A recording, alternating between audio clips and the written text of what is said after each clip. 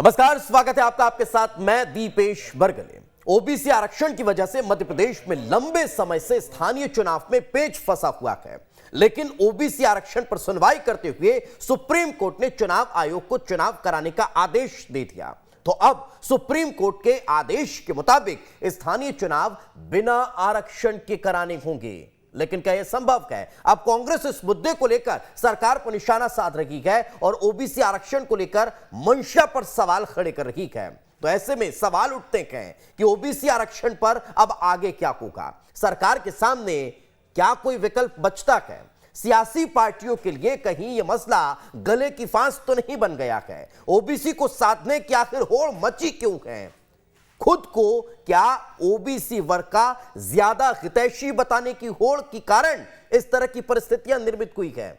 ऐसे ही बहुतेरे सवाल हैं जिनके जवाब तलाशेंगे। मेहमानों का बड़ा पैनल हमारे साथ मौजूद रहेगा। गेस्ट से भी आपको इंट्रोड्यूस करा देते हैं। पंकज चतुर्वेदी जी हमारे साथ मौजूद हैं, बीजेपी का पक्ष रखेंगे। विकी खोंगल जी हमारे साथ कांग्रेस का पक्ष रखने के लिए मौजूद हैं। अश्विनी दुबे जी वरिष्ठ अधिवक्ता है सुप्रीम कोर्ट के, उनसे तकनीकी पहलुओं पर चर्चा करेंगे। और वरिष्ठ पत्रकार रंजन श्रीवास्तव जी हमारे साथ जुड़े हुए हैं, उनसे भी चर्चा करेंगे। लेकिन पहले आपको रिपोर्ट दिखा देते हैं।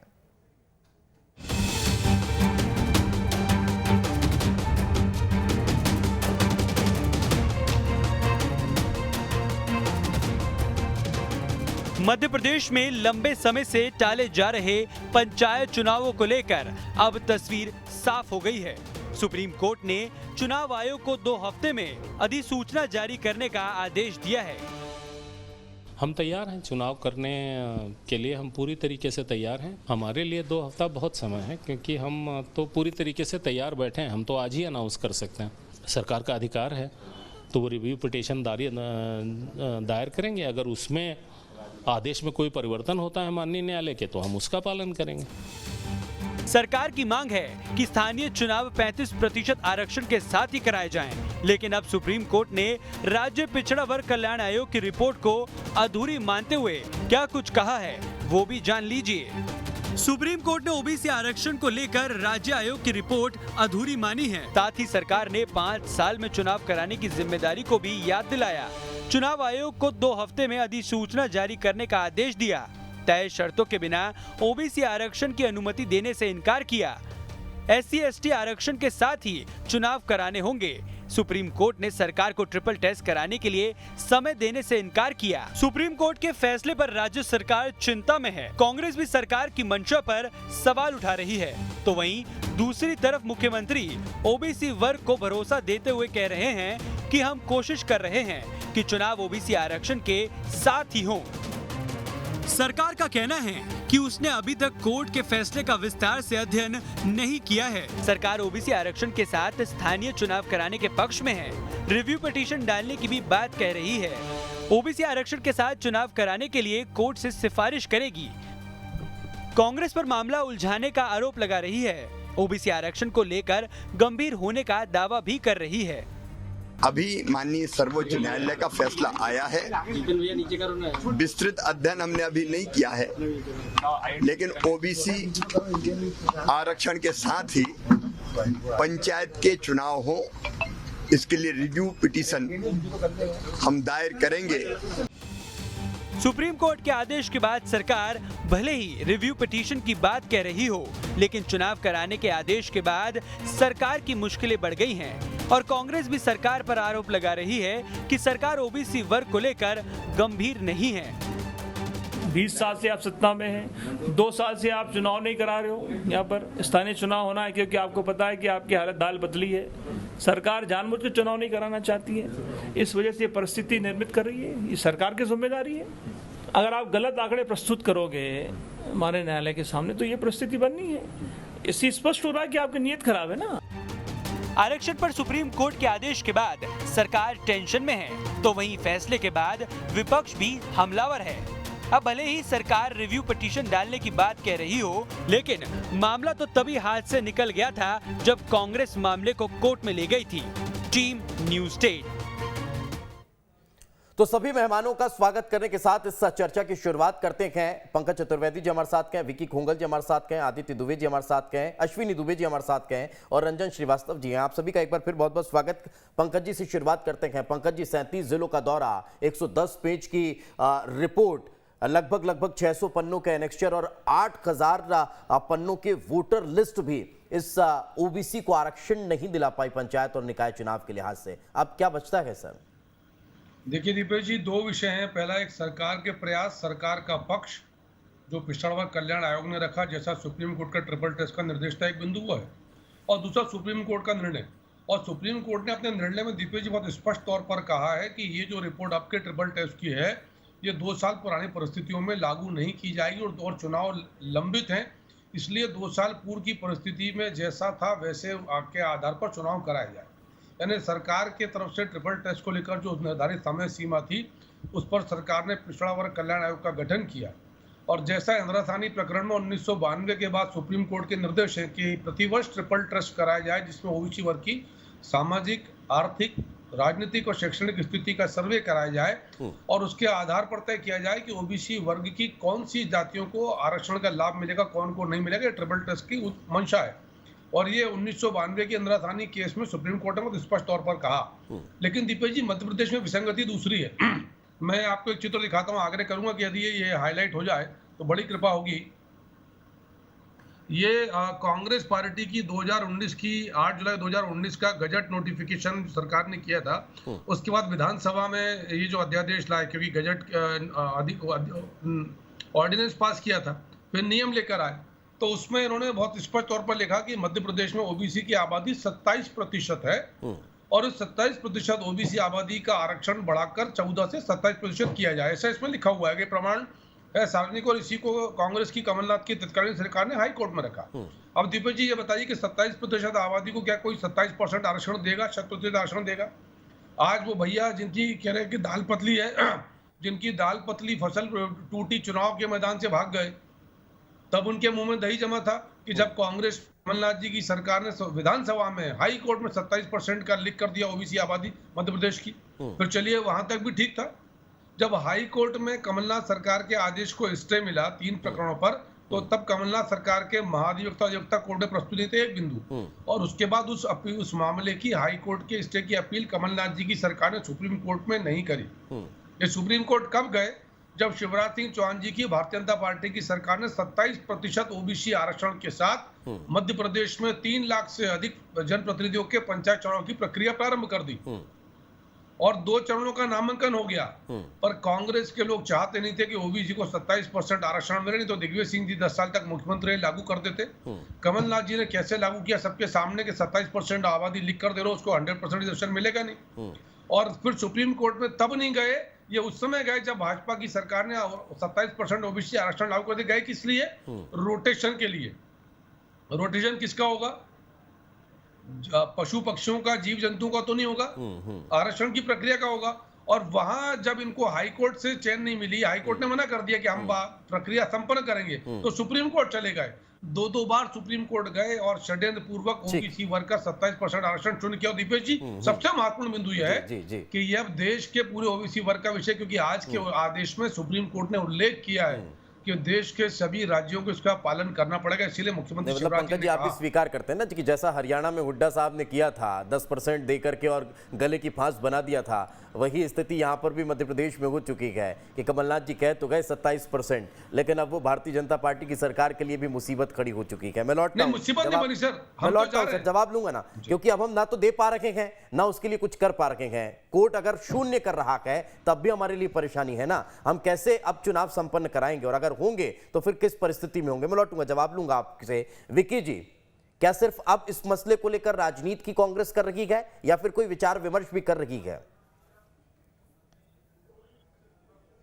देखिए, जिस प्रकार से भारतीय जनता पार्टी का काला चेहरा और ओबीसी विरोधी चेहरा आज इस प्रदेश की 7.5 करोड़ की जनता के सामने आया है, ये स्पष्ट कर रहा है कि भारतीय जनता पार्टी कितनी सीरियस थी और कितना ओबीसी के साथ में उन्होंने कार्य किया।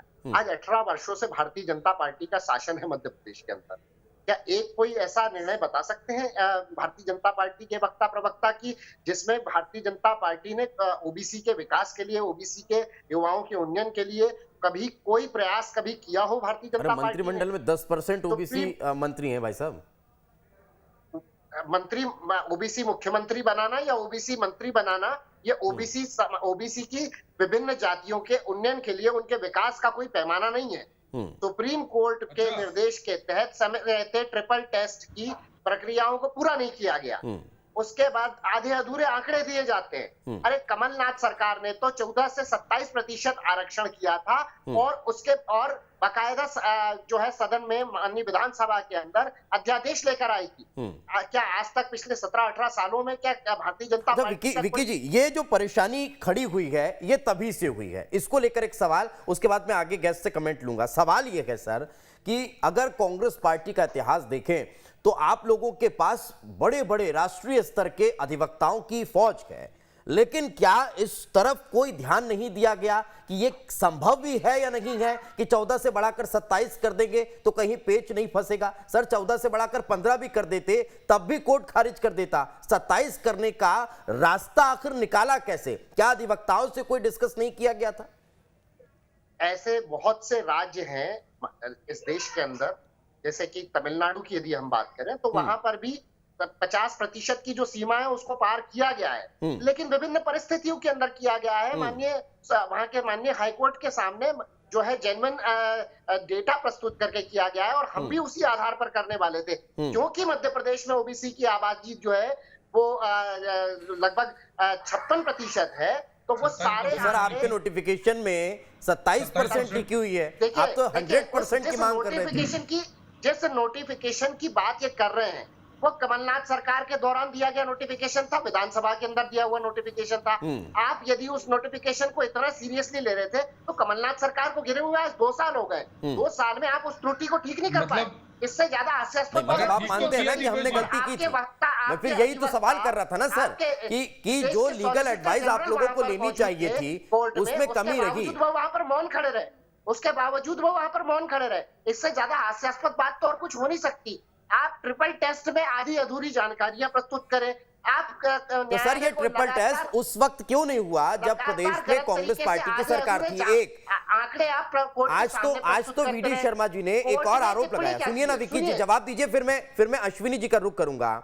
आज वीडी शर्मा साहब ने यह भी कहा कि कांग्रेस पार्टी सिर्फ और सिर्फ उस समय परिसीमन की कोशिश में लगी थी ताकि चुनाव कैसे जीता जा सके, वोट बैंक किस तरह से साधे जा सके, उस पर फोकस हो। ट्रिपल टेस्ट की तो तैयारी नहीं की कांग्रेस ने। सर परिसीमन हर 5 वर्ष में होना है, ये संवैधानिक नियम है और प्रक्रिया है। परिसीमन को कांग्रेस पार्टी इसी ने सीरियसली लिया था। परिसीमन होने के बाद में बहुत से ऐसे हमने नगर पंचायत लगभग 1068 ग्राम पंचायतों को हमने बढ़ाया था और हम चाहते थे कि परिसीमन हो। परिसीमन होने से बहुत सारा ऐसा एरिया है जो विकास के दायरे में आता, जहां पर आज अधूरा है, अछूता है, वहां तक हम विकास को पहुंचाते। आधी अधूरी जानकारी प्रस्तुत करना भारतीय जनता पार्टी और सरकार, यही तो हुआ ना सर कि वो विकास पहुंचने वाला था, लेकिन फिर आपने कोर्ट में याचिका लगा दी और उसके बाद वापस भी ले ली। सरकार फिर अपने स्तर पर लड़ाई लड़ रही है। मैं लौट रहा हूँ सर, लौट रहा हूँ। हमारी याचिका उससे चुनाव रुक गया ना सर, उससे चुनाव रुक गया। वो अगर अब तक चुनाव संपन्न हो गया होता, परिणाम आ गए होते, अपने स्तर पर पंचायतें काम करना शुरू कर दी होती। मैं लौट रहा हूं आपके पास। अश्विनी दुबे जी, इस फैसले को पढ़ने के बाद क्या अब आपको लग रहा है कि कोई विकल्प बचता है ओबीसी को आरक्षण देने के साथ चुनाव संपन्न हो पाए? दीपेश जी देखिए, सबसे पहले अगर हम प्रोसीजर की बात करें और ये बात करें कि क्या इस ऑर्डर को चुनौती दी जा सकती है, तो रिव्यू एक सुप्रीम कोर्ट रूल्स में एक प्रोसीजर है जिसमें इस ऑर्डर में रिव्यू में जा सकते हैं। परंतु यहाँ यह समझना होगा कि रिव्यू की पॉसिबिलिटी कम इसलिए है क्योंकि ऑलरेडी ये ऑर्डर स्टेट ऑफ महाराष्ट्र में ट्रू लेटर और स्पिरिट में कंप्लाई हो चुका है इसी डायरेक्शन के साथ। तो रिव्यू करना उस जो स्टेट ऑफ महाराष्ट्र में जो ऑलरेडी कंप्लाई हो चुका है उसको जियोपर्डाइज करना होगा, पहला। दूसरा, जो कॉन्स्टिट्यूशनल मैंडेट है वो इनवॉयलेबल है। और कॉन्स्टिट्यूशनल मैंडेट को ना तो स्टेट इलेक्शन कमीशन, ना स्टेट गवर्नमेंट और स्टेट लेजिस्लेचर और कोई भी उस कॉन्स्टिट्यूशनल मैंडेट को नहीं ओवर पावर कर सकते। और जब ऑलरेडी संविधान में ऐसी व्याख्या है कि आप 5 साल के अंदर इलेक्शन करवाएंगे और अगर संवैधानिक व्यवस्था के अनुसार इलेक्शन नहीं होता है तो सुप्रीम कोर्ट एक कस्टोडियन ऑफ कॉन्स्टिट्यूशन होने के नाते, एक जिम्मेदार संस्था होने के नाते, जुडिशरी होने के नाते चिंता करना जायज है। आज की अगर हम जजमेंट की बात करें तो जो रिमार्क्स हैं, जो स्ट्रक्चर्स हैं, वो स्ट्रक्चर्स किसी भी बात में पॉलिटिकल रंग देके, कलर देके नहीं खत्म किया जा सकता। ये दर्शाता है कि किस तरह से मध्य प्रदेश में भारत सरकार की, जो भारत की सुप्रीम कोर्ट की डायरेक्शन है, वो ट्रू लेटर स्पिरिट में फॉलो नहीं हो रही है। सुप्रीम कोर्ट ने कहा कि जो लोगों के लिए, लोगों के द्वारा लोगों के सिद्धांत को बाधित करने वाला जो प्रक्रिया है उसको आप जो है बाधित कर रहे हैं, उस पर आप कमल नहीं कर रहे। दूसरा उन्होंने कहा, सुप्रीम कोर्ट ने कहा कि रूल ऑफ, ये bordering on break down of rule of law. और तीसरा सुप्रीम कोर्ट ने कहा कि स्टेट लेजिस्लेचर्स की ये रेस्पॉन्सिबिलिटी होती है कि वो इंश्योर करे कि इलेक्शन टाइम बाउंड मैनर में हो। और 23,263 लोकल बॉडीज फंक्शन कर रही हैं बिना इलेक्टेड रिप्रेजेंटेटिव्स के पिछले 2 साल और उसके ज्यादा समय के। ठीक है, विक्की जी से पूछेंगे कि समय पर चुनाव संपन्न क्यों नहीं हो पाए, लेकिन अश्विनी जी एक और छोटा सा कमेंट में ये चाहूंगा कि कोर्ट ये कह रहा है कि बिना ओबीसी आरक्षण के साथ चुनाव संपन्न करा लिए जाएं। क्या आपको लग रहा है ये संभव है, और कहीं ऐसा तो नहीं कि अब इस दिशा में कोई काम हो सकता है कि जो 14% है उसी पर कम से कम चुनाव हो सके? देखिए, सुप्रीम कोर्ट का आदेश है कि जिन जगहों पर, क्योंकि बात यहां पर थी परिसीमन की और 50% का जो क्राइटेरिया है वो पूरा करने का, और ट्रिपल टेस्ट जो सुप्रीम कोर्ट ने निर्धारित किया, उस ट्रिपल टेस्ट की थ्योरी को सुप्रीम कोर्ट ने पूरी तरह नकार दिया। इसका मतलब जहां जहां प्रपोज सीट्स थी ओबीसी रिजर्वेशन को लेकर, कोर्ट ने उनको जनरल मान करके इलेक्शन करवाएं और 2 हफ्ते के अंदर इलेक्शन नोटिफाई करके और आप बताएं। तो सुप्रीम कोर्ट के मैंडेट के बाद तो मैं नहीं समझता हूं कि इसमें लेजिस्लेचर के बाद, खासतौर से इतनी स्पेसिफिक डायरेक्शन के बाद, कोई गुंजाइश बचती है। बिल्कुल, मैं लौटूंगा। रंजन श्रीवास्तव सर से कमेंट लेते हैं। सर, ऐसा तो नहीं कहीं हम 360 डिग्री घूमकर वापस वहीं आ गए जहां खड़े हुए थे? देखिए, शुरू से जो सुप्रीम कोर्ट ने बार बार कहा है कि जो भी स्टेट गवर्नमेंट अपना डेटा प्रस्तुत करेगी वो ट्रिपल टेस्ट के दायरे में। पहली बात तो आयोग ने काम किया है, जो डेटा इकट्ठा किया है, उस पर प्रश्न चिन्ह खड़ा होता है कि कितना एफिशिएंटली उसने काम किया है। कि सुप्रीम कोर्ट ने मानने से इनकार कर दिया। टाइम कम था, फैक्ट है। अब बार बार सुप्रीम कोर्ट बोल रहा है ट्रिपल टेस्ट के दायरे में होगा। जो थर्ड टेस्ट है वो 50% का आरक्षण है, जो अश्विनी जी बता रहे थे। तो मैं इस बात को बार बार मैं समझ नहीं पा रहा हूँ। मैं जानना चाहूंगा, पंकज जी भी हैं और कांग्रेस प्रवक्ता भी हैं, कि आखिर 50% से ज्यादा जो आपने कहा था कि 14 का 15 भी होता तो संभव नहीं था। तो आखिर किस बेसिस पे कांग्रेस या बीजेपी इस बात को बोल रही है कि हम 35% दे पाएंगे? मामला तो वही हुआ है, जहां भी आप बढ़ेंगे सुप्रीम कोर्ट को इंतजार करना था। बार बार सुप्रीम कोर्ट बोल रही है और बिल्कुल सही कहा, घूम के वहीं पे आ गए हैं। और लगता है जो रिव्यू पिटीशन अगर स्टे उस पर नहीं होता है, स्टेट कमीशन, इलेक्शन कमीशन को बोला जा चुका है, तैयारी शुरू हो गई है। मुझे लगता है कि सरकार के बाल जो है सरकार के पाले में ना हो गए, अभी सुप्रीम कोर्ट के पाले में है। और कितनी तेजी गवर्नमेंट काम कर पाएगी, डेटा तो भी चेंज होना मुश्किल है, आयोग फिर से काम तो कर नहीं सकता। तो भी जो सिचुएशन है उसको कुछ ज्यादा चेंज होगा, मुझे ऐसा लगता नहीं, जब तक कि सुप्रीम कोर्ट कॉग्निजेंस ना लेकर के उसको स्टे ना दिया जाए किसी रिव्यू पिटीशन पे, जो प्रक्रिया चल रही है उसको स्टे कर दिया जाए। जी, लेकिन एक और चीज, अब मैं लौटता हूं आपके पास। पंकज जी से कमेंट ले लेते हैं। पंकज जी, फिर वही सवाल कि कैसे ये सब संभव हो पाएगा, और मुसीबत तो अब बहुत ज्यादा खड़ी हो चुकी है, इसे कैसे पार पाएंगे? दीपेश जी, मुसीबत की जनक कांग्रेस पार्टी, यदि कांग्रेस पार्टी 27% ओबीसी आरक्षण के साथ मध्य प्रदेश भाजपा सरकार की चुनाव प्रक्रिया को बाधित नहीं करती तो चुनाव संपन्न हो गए थे मध्य प्रदेश में। एक विषय। दूसरा, रंजन जी ने जो सवाल किया, मैं, रंजन जी बहुत सीनियर पत्रकार हैं, दुबे जी सुप्रीम कोर्ट के अधिवक्ता हैं।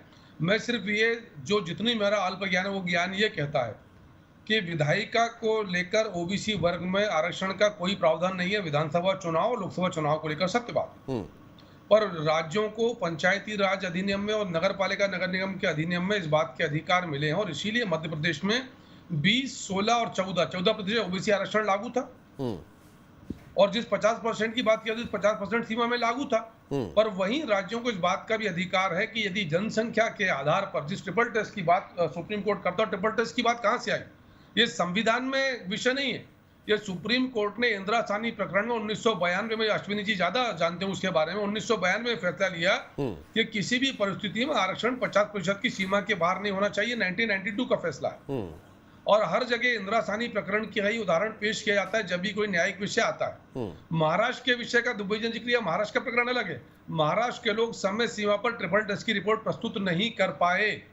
मध्य प्रदेश में सरकार ने समय पर पिछड़ा वर्ग कल्याण आयोग का गठन किया, उसमें 37 जिलों का दौरा किया, 48% आबादी बताई और कहा कि जब 48% आबादी है तो आरक्षण 27 नहीं 35% होना चाहिए। ये विधायिका का सरकार का अधिकार है। तो दो पक्ष हैं दीपेश जी, एक सरकार के प्रयास, सरकार की कोशिशें और सुप्रीम कोर्ट का फैसला। और इसीलिए हमारा उद्देश्य बहुत स्पष्ट है कि 27% न्यूनतम आरक्षण ओबीसी वर्ग को मिलना चाहिए, जिनके साथ कांग्रेस ने छल किया। और हम बार बार ये सवाल खड़ा कर रहे हैं। लेकिन पंकज जी, आप 50% की बात आप भी कर रहे हैं, हम भी कर रहे हैं और सभी को इस बात का ज्ञान है। लेकिन मध्य प्रदेश का अगर जिक्र करें तो यहाँ तो 76 से ऊपर हो गया है ना। अगर हम इसी को देख लें, नहीं सुनिए ना सर, हम 36% तो SC ST को क्या कहे, 27% हम ओबीसी की बात कर रखे गए, 10% हम सवर्णों का जिक्र कर रखे गए, ये तो 76 से ऊपर पहुंच गया है। मैं आता हूं, विकलांगों का और ऐड कर लीजिए उसमें। सर सुन तो लीजिए दीपेश जी, बिल्कुल आपकी बात से सहमत हूं।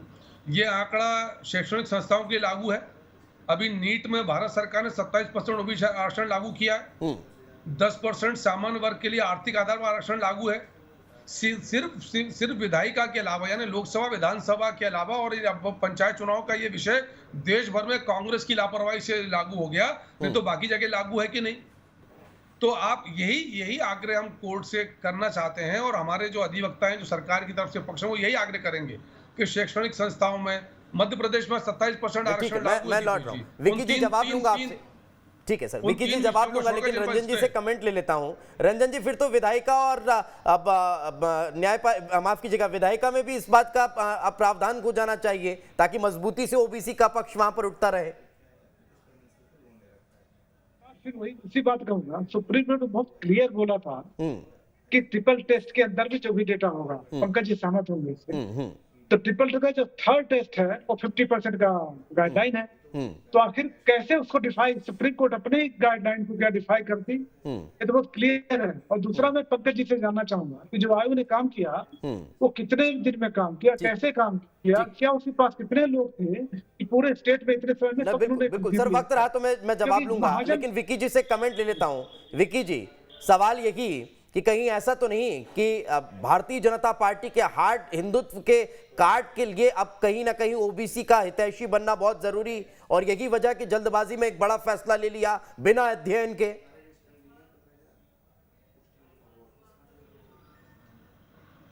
15 वर्षों की भारतीय जनता पार्टी के शासनकाल के बाद जब कमलनाथ सरकार बनी है, उस समय में ज्योतिरादित्य सिंधिया जी भी मध्य प्रदेश की उस सरकार का हिस्सा हुआ करते थे, और उनके लोग जो आज बैठे हुए ये सब मध्य प्रदेश सरकार का हिस्सा हुआ करते थे। उस समय में हमारा जो वचन पत्र बना था, उस वचन पत्र में हमने ओबीसी की के आरक्षण को 14 से 27% करने के लिए हमने अपने वचन पत्र में वादा किया था। क्या भारतीय जनता पार्टी की सरकार ने ठीक है सर, वक्त बचा नहीं है, वक्त बचा नहीं है, क्योंकि ऐसा विषय है कि इस पर बहुत लंबी चर्चा हो सकती है, लेकिन वक्त इससे ज्यादा इजाजत दे नहीं रहा है। माफी के साथ बहुत बहुत शुक्रिया आप चारों मेहमानों का हमारे साथ चर्चा में जुड़ने के लिए। लेकिन अब देखने वाली बात होगी इसका 2023 पर क्या असर पड़ने वाला है। इसी के साथ हमारे खास पेशकश में आज फिलहाल इतना ही, दीजिए इजाजत, नमस्कार।